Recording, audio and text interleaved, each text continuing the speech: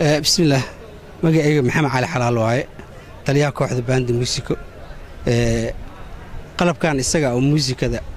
waxa weeye dhowr noocood ayuu u kala baxaa qayb kastana waxay leedahay qoraal oo u gaar ayay leedahay oo loogu tala galay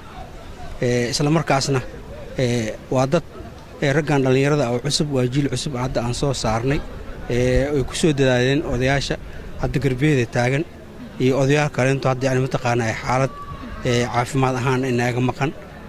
runtiina waxaan iska xil saarnay inaan macnaha aan dhisno koox band muusikaale burburkii ka bacdi maadaama dadkii meesha u haray uu ilaahay naga dhigay heerkan iyo heerka si fiican ayaan gaarsiinay walow ragga qaarkood A iyo B ay u kala baxaan kooxba yani mataqaanaa mar ayay shaqadu ay aadaan qaybtan waa qaybta hadda biidii ahayd waaye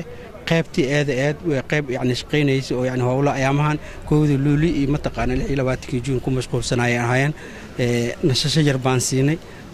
surmiinkan asaga aad arkaysaan haddaan warbixin idinka siiyo waxaa la yidhaahdaa waxaa ugu horeeya daraamka ee hadda gabadhaas qaraacayso imperiala la dhaha waa tii batalyaani waa gurbaan af soomaali ahaan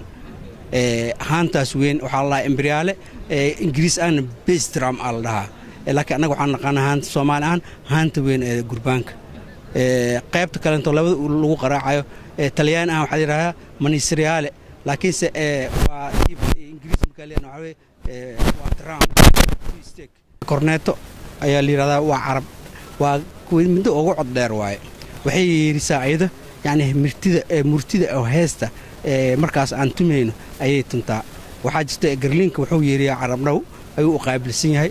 instrumentka wuxuu kala baxaa midna waa eriyo sheegaa midna waxa weeye mataqaana wuu carabdhawayaa midna wuu jiibinayaa marka instrumentka ayagana saasay u kala baxaan waana barnaamij yani mataqaana in badan aan ku soo dhex jirnay wabillahi tawfiiq wasalaamu calaykum waraxmatullahi wabarakaatu